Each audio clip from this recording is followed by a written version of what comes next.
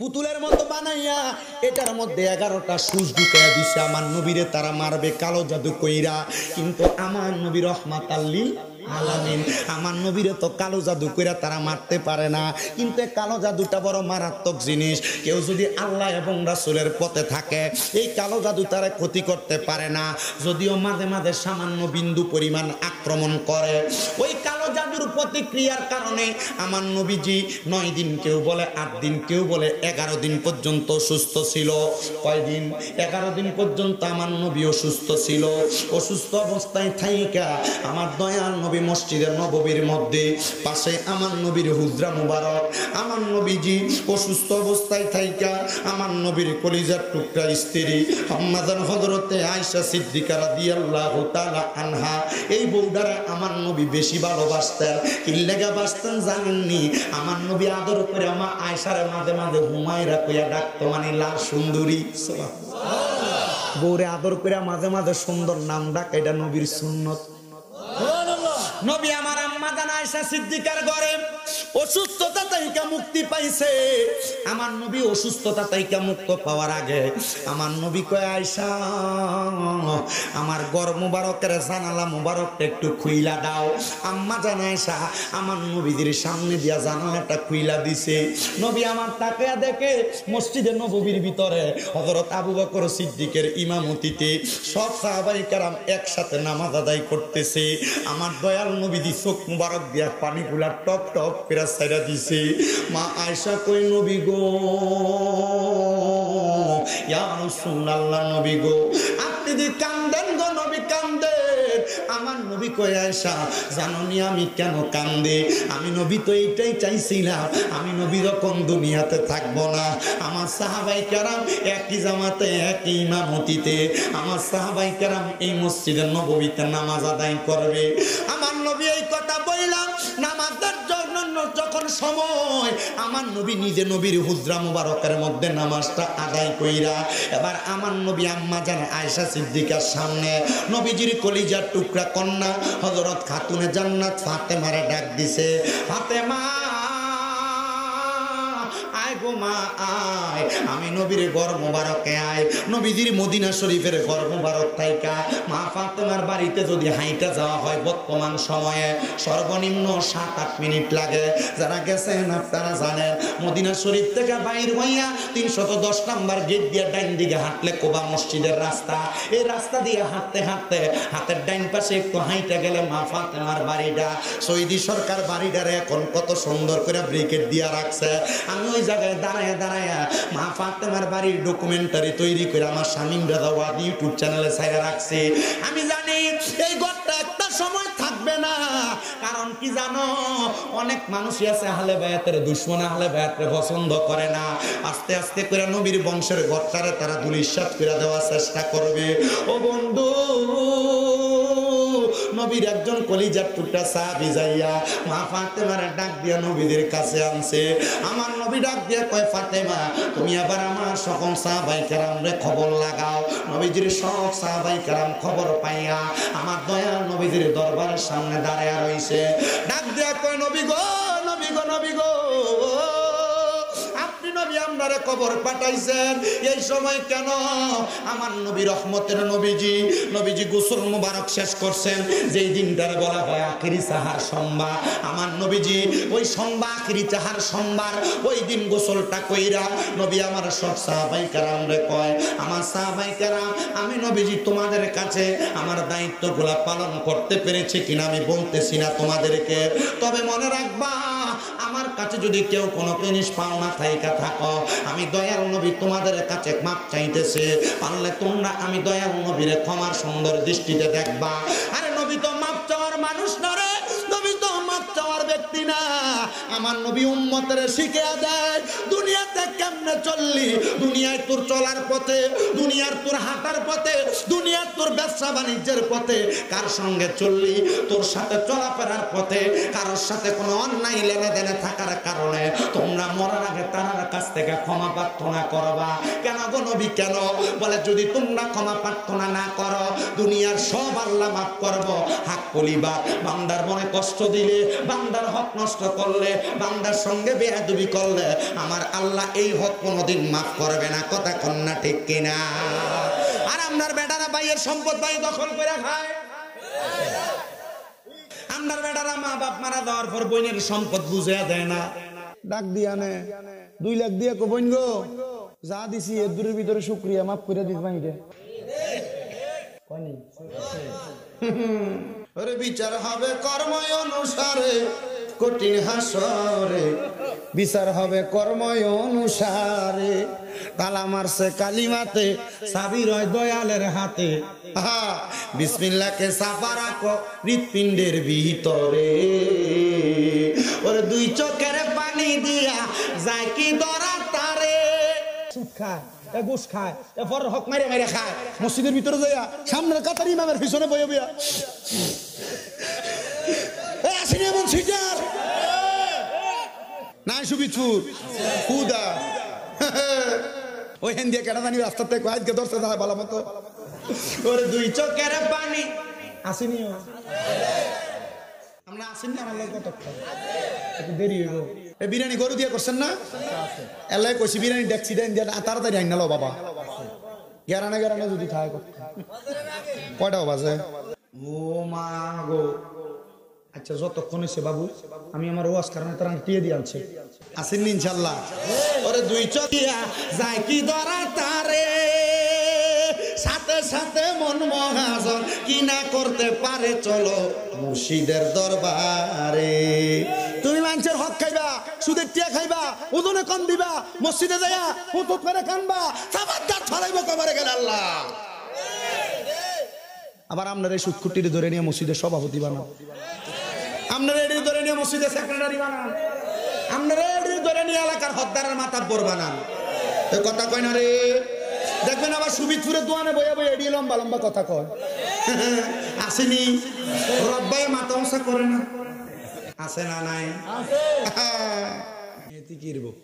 চিন্তা করছে না যে আমরা 2 অসুবিধা নেই কোনো কইলে আমি শেষ করি এলাম।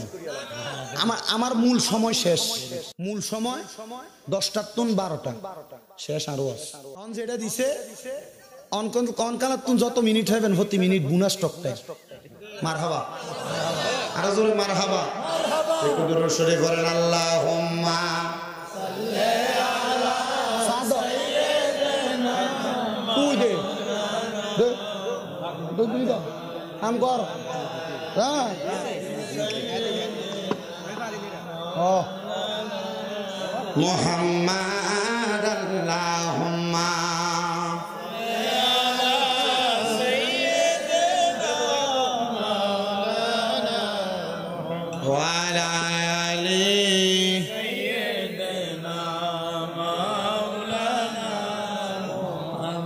আপনারা কোনো রাগ করেননি?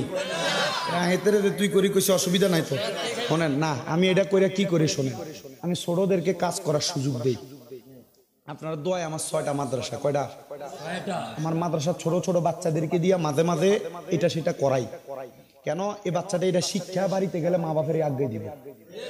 কথা বুঝতে পারছেন তো?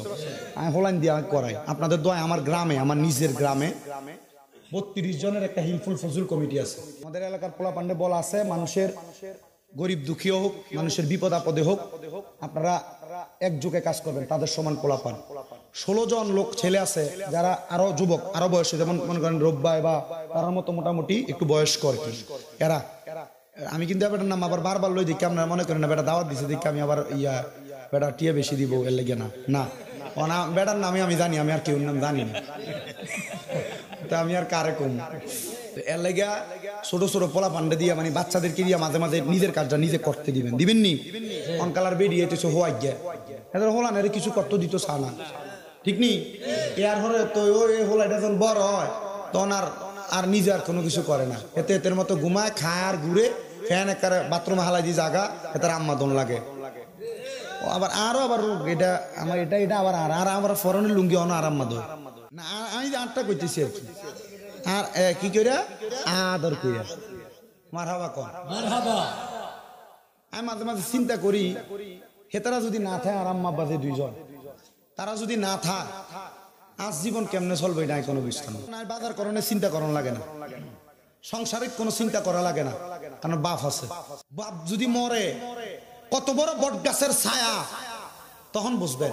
এখন বাপের লোকে দমক দি কথা কন, অন বাপের কথার উপর দি কথা কন, তখন বুঝবেন। তবে হ্যাঁ, এমন অনেক পোলাপান আছে বাবার সামনে মাথা তুলিও কথা কয়, আসেনি? এমন অনেক আছে। মান লোকে সব রাগ, সব চেতাচেতি, যত রকমের রাগ ঝগড়া বার লগে হারে না, তোর মার লগে দেখা, আসেনি? তবে সাবধান, এটা তুমি যেন মার মনে কষ্ট না যা, কথা কয় না। জন স্যার দেখাই হলেছ রাত চাই সুন্দর করে মার হাঁড়ি দূরে রাখবা। আম্মা দিনের বেলা বুঝি না, তোমার করিয়া লাইছে অন্যায়, আম্মা কিতাম, আম্মা মাফ করি দেন, না মাফ না, যতক্ষণ কইবেন করছেন ততক্ষণ আমি হাসাইতেন না। দাম কমবো, ইজ্জত কমবো। মার হায় বললে, মার হায়ের কাছে যাই ছোট হইলে এলাকার মানুষ খারাপ কইবে। মনে রাখবেন, এই আম্মা আব্বার হায়ের কাছে ছোট হইতে পারলে সারা জগতের কাছে আল্লাহ বড় বানাই দিবে। বহুত পোলাপান এই আম্মা আব্বার কাছে পায়ে ধরে মাপ চাইব দূরের কথা, দুই ঈদের সময় পায়ে ধরে সালামি করে না, কথা কন না কা? আরে মা বাপ পোলাপানের কাছে টাকা পয়সা চায় না তো, মা বাপ চায় শুধু সন্তানটা ভালো থাকবো, ভালো চলবো, সকাল বিকাল সন্তানের চেহারাটা দেখবো।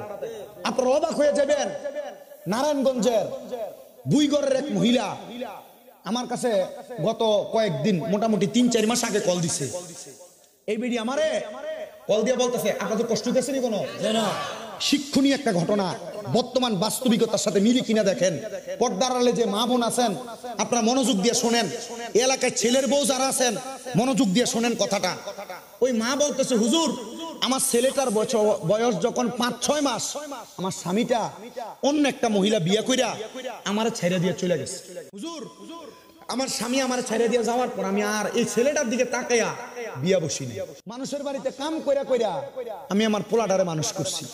ছেলেটা একটু বড় হওয়ার পর আমি তারে স্কুলে ভর্তি করাই দিছি, এতিমখানার মতো। ওইখানে সে পড়ালেখা করছে, আমি কোম্পানিতে চাকরি করে তারে পড়াইছি। হুজুর তার বয়স যখন 21 বছর হয়েছে, তে আর পড়ালেখা করতো না হুজুর, তে কাম করবে। তো তে একটা কোম্পানিতে ভর্তি হয়েছে। হুজুর 3 মাস যাইতে না যাইতে তে আমার কাছে একদিন রাইতে কাম দে আর কইতাছে, পুত্রে এ মাগো, আমি তো মা একটা অন্যায় করে লাইছি। কি অন্যায় করছো? মা আমি তো একটা বিয়া করে লাইছি। তখন মা কইছে, ফুত বিয়া তো কইরে লাইছো, আমি মার কাছে কইছো তো অন্যায়, ঠিক আছে মায়ারে তুই বাড়িতে আনিস। মায়ের পরিবার জানেনি, কমা জানে, কইছে মায়ারে তুই বাড়িতে আনিস, আমি বউর মর্যাদা দিয়ে রাখতাম, আমি খারাপ ব্যবহার করতাম। হুজুর আমি আমার পুত্রারে বউডারে সহ আমার বাড়িতে আলসি লালসি সব করছি। হুজুর 2 মাসও গেছে না, আমার ছেলেটা হুজুর হঠাৎ কইরা দিয়া তার বউ বাড়িতে গেছে বেড়াইতো। এরপর থেকে সপ্তাহে একদিন আমার কাছে আইয়ে, তার জি গেলাম, কিরে তুই যে আইস না? হুজুর মা আমার বউ কইছে, আমার বউ আর এই বাইতাইতো না, আমার বউ এর বাড়িতে থাকবো, যদি আমি হেরে বাইতাম তো জোরাজুরি করি, তাহলে আমার বউ আমার নারী নির্যাতনের মামলা দিব। অনেক পুরুষ মানুষরা মহিলাদের এমন টর্চারের শিকার। হুজুর এক সপ্তাহ আসতো, হুজুর কয়েকদিন পরে এই ফোলাটা আর বাড়িতে আইয়া না। হুজুর আমি তার একদিন বাজারে দেখা আমি তার পিছন দিয়ে ডাক দিছি, পুত্রে।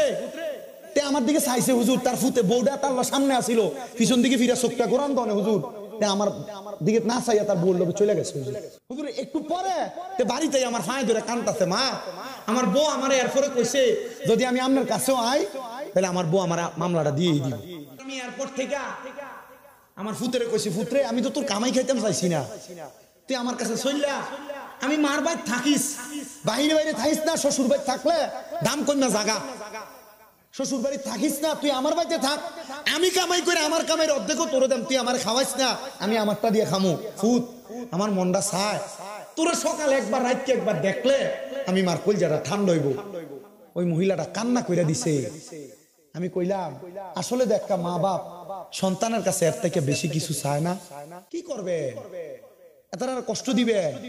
বউ আপনি কামের থেকে আনার পরে 2 একটা কথা কানে কানে কইছে, আর আপনি যে বাপ মারে ধমক দিয়ে লাইছে, এই জীবনটা দিয়ে কোনো লাভ নাই, এই জীবনটা দিয়ে কোনো লাভ নাই। আপনার বউ মরে গেলে আপনার বউ পাইবেন, কিন্তু এই মা বাপের মতো রত্নটা যদি মরে যায় আর পাইতেন না, আর পাইবেন না আপনি কোথাও কোনোদিন। আপনার কাছে ওয়াজ কষ্টের মনে হইতাছে, হাসির মনে হইতাছে, আপনার কাছে অবাস্তব মনে হইতাছে। আপনারা যারা এখানে বিয়া করেন নাই যুবক ভাইয়েরা, আপনার কাছে এটা একবার হাসি তামাশার কথা মনে হইতাছে, কিন্তু আপনি তাকে দেখেন এই বাংলাদেশের প্রত্যেকটা পরিবারের প্রত্যেকটা গ্রামে গ্রামে বেশিরভাগ ছেলের বউদের টর্চারের শিকার হয়ে বহুত ছেলেরা মা বাবার সাথে অন্যায় আচরণ করে। এই সুবিদপুর এলাকার হাজীগঞ্জের চাঁদপুরের মহিলাদেরকে বলতে চাই, মা তুমি যদি তোমার জামাইরে এমন টর্চার কইরা তোমার শ্বশুর শাশুড়ি আলাদা করে দিয়া থাও, জুদা করে দিয়া থাও, মা মনে করো গো মা, মনে করো না গো মা, এই দিন দিন না, আরো দিন আছে, এই দিন নিয়ে যাইবো সেই দিনের কাছে। তোমারও জিফুত আছে গো মা, তোমার জিফুত যখন হইব এই জিফুত কিন্তু তোমারও মা এই দিনটা দেখাইয়া ছাড়বো মা।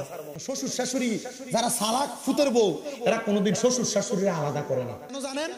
মনে রাখবেন এই বুড়া বুড়ি যে দুইজন শ্বশুর শাশুড়ি এরার লগে আল্লাহর রহমত অল টাইম থাকে। সালাক এরা কোনোদিন শ্বশুর শাশুড়ি জুদা করে না, শ্বশুর শাশুড়ি জুদা করে না। এই সুবিদপুরের মহিলারা, এই সোশ্যাল মিডিয়ার মাধ্যমে দেখনেওয়ালা মা বোনেরা, যদি তোমরা সালাক মহিলা হইয়া থাকো কোনোদিন শ্বশুর শাশুড়ি আলাদা করো না। মনে রাখবা শ্বশুর শাশুড়ি যখন তোমার ঘরে থাকবো, তোমার স্বামীর ইনকাম খাইবো, আল্লাহ তাআলা এ তোমার স্বামীর ইনকাম এ শ্বশুর শাশুড়ি খাওয়ার কারণে তোমার ঘরে অসংখ্য বরকত, অসংখ্য রহমত দান করে।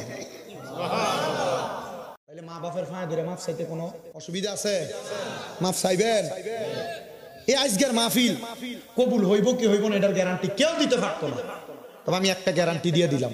কালকে যদি দেখেন যে সুবিদপুর বলা খালে সাদওয়ানে বইয়া কোনো বুড়া বাপে কয় হ্যাঁ এ শামিমরে দাইয়া কইয়া গেছে, তার কথা শুনে আমার ফুতে রাখতেছে আমার বাপে, আমি বাপের ফাঁয়া ধরে মাপ চাইছে, কিন্তু আমার ফুতে কোনোদিন আমি বাপের লগে অন্যায় করে নাই, মনে করবেন মাহফিল কবুল হইছে। কালকে যদি দেখেন কোন মহিলা একজন আরেকজনের কাছে বলে যে হ্যাঁ শামিম রেদার ওয়াজ শুনে আমার ফুতে বাড়িতে আগে আমার ফাঁয়া ধরছে, কিন্তু আমার ফুতে কোনোদিন আমার লগে অন্যায় করে নাই, মনে করবেন মাহফিল কবুল হইছে। কষ্ট হইতাছে? মাপ চাওয়ার দরকার আছে না? আমার মুসলমান ইমানদারের দলেরাম, তো যেই ওয়াজটা আমি আপনাদের কাছে করতেছিলাম রে বাবা, আমি আপনাদেরকে বেশিক্ষণ কষ্ট দিব না। আমি বলতেছিলাম বাবা, আল্লাহর নবী সব সাহাবায়ে কেরামরে ডাক দিয়া কয়, আমি আমার দায়িত্বগুলো পালন করতে পেরেছি কিনা জানি না। এ সাহাবায়ে কেরাম, তোমরা আমি নবীর দায়িত্বগুলো যা বুঝে পাইছো তোমরা তার উপর আমল করে চলবা। কেউ আমি নবীর কাছে কোনো পাওনা দাও না শুনি রে। সব সাহাবায়ে কেরাম নিশ্চুপ হয়ে গেছে, কেউ কোনো কথা বলে না। এমন টাইমে পেছন থেকে আব্দুল্লাহ ইবনে ওয়াক্কাস নামক একজন সাহাবী হাতটা তুলে কই, নবী আমার একটু পাওনা দেন আপনার লগে আছে। এটা কারে দিবেন? আমারে দিবেন, ঠিক আছে। আমার বাবা ভাইরা বন্ধুরা রে, গভীর মনোযোগ দিয়া শুনবা। আমার দয়াল নবী ডাক দিয়া কই, কেউ কোনো পাওনা দাও না যদি থাকো হাত বাড়াও। আব্দুল্লাহ ইবনে ওয়াক্কাস হাতটা বাড়ায় কই, নবী গো আমার পাওনা দাও না আছে বলে জায়গা করে দাও, সামনে আসো। আব্দুল্লাহ ইবনে ওয়াক্কাস নবীর সামনে ডাক দিয়া কই, নবী গো আমার পাওনা দাও না। আমার নবী কই, কি তুমি পাওনা? আমার দৃষ্টি গোচরে নাই বলো। আমার দয়াল নবী রাহমাতুল লিল আলামিন নবীজি রে, আব্দুল্লাহ ইবনে ওয়াক্কাস কই, নবী গো আপনি একদিন যুদ্ধ করতেছিলেন, আপনি চাবুক ঘুরাইতে ঘুরাইতে আপনার একটা চাবুকের আঘাত আমার পিঠের মধ্যে লাগছে। ও নবী গো, আমার এখন শখ আপনি দুনিয়া থেকে বিদায় নেওয়ার আগে ওই চাবুকের আঘাতটা আমি আপনার পিঠের মধ্যে দিতাম। আবু বকর সিদ্দিক একটা চিৎকার মারছে, হে আব্দুল্লাহ ইবনে ওয়াক্কাস রে, আমার পিঠটা আমি কাপড় উঠিয়া দিছি, তোর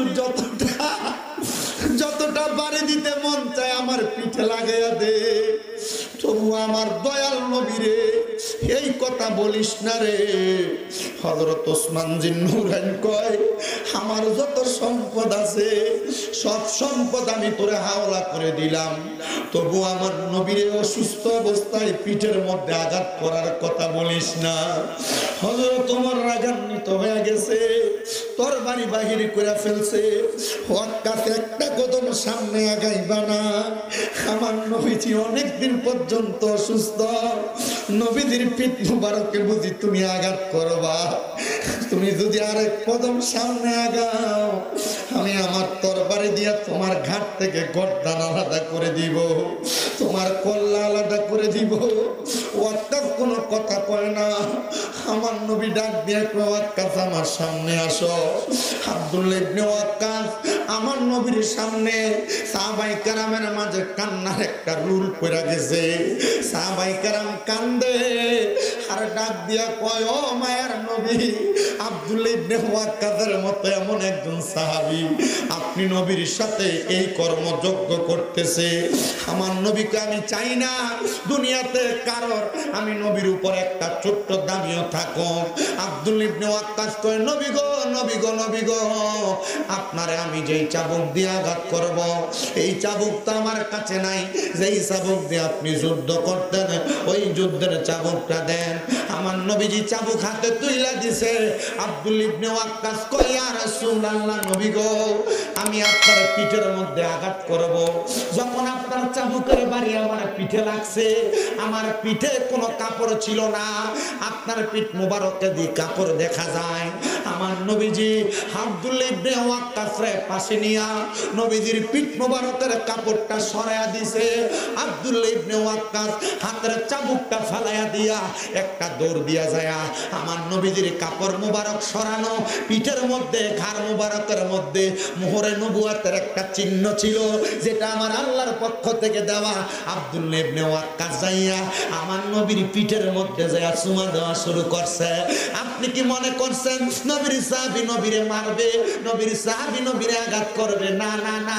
হযরত আব্দুল্লাহ ইবনে ওয়াক্কাস কয় নবী গো আমি আপনারে মারার জন্য বলি নাই, আমার জীবনে বড় একটা শখ ছিল আপনি নবীর পিঠ মুবারকের মোহরে নবুয়তের মধ্যে আমি একটা চুম্বন করব। ও মায়ার নবী, ও দয়ার নবী গো, ও দয়ার নবী, মায়ার নবী, আমি আজকে আমার মনের আশাটা পূরণ করলাম। আমার মনের মধ্যে আর কোনো খারাপই হচ্ছিল না। এবার আপনারা বলেন নবীর সাহাবায়ে কেরাম যদি আমার নবীর এত ভালোবাসে মোহাব্বত কইরা তাদের জীবনটা আমার নবীজির প্রেমে বিলিয়ে দেয়, আমরা শহীদপুরের মানুষ আমার নবীর প্রেমে আমাদের জীবন যৌবন কাটিয়ে দিতে চাই কি চাই না? আমার দেহ মনে বলে নবী নবী, আমার দেহ মনে বলে নবী নবী, আমার দুই নয়নে বাসে ছবি, আমার দুই নয়নে বাসে ছবি, আমার দেহ মনে বলে নবী নবী, আমার দেহ মনে নবী নবী। ইয়া রাসূলুল্লাহ ইয়া হাবিবাল্লাহ, ইয়া রাসূলুল্লাহ ইয়া হাবিবাল্লাহ। এই ইয়া রাসূলুল্লাহ বলতে কষ্ট হয় নাকি? ওই মৌলবীরের মতো আবার ফালতু টালতু কয়নি কোন আমরা এলাকার? ইয়া রাসূলুল্লাহ বললে লাভ আছে না নাই? হাত তোলেন। ইয়া রাসূলুল্লাহ বলতে কার কার ভাল লাগে? দুইটা হাতকে নবীর রঙের পতাকা বানানোর কর। ইয়া রাসূলুল্লাহ ইয়া হাবিবাল্লাহ, ইয়া রাসূলুল্লাহ। মাগরিবের ফরের মতো লাগতেছে, মাগরিবের ফর। আপনি আল্লাহর নূর নবী, হায়রে আপনি আল্লাহর নূর নবী, আমার দেহ মনে বলে।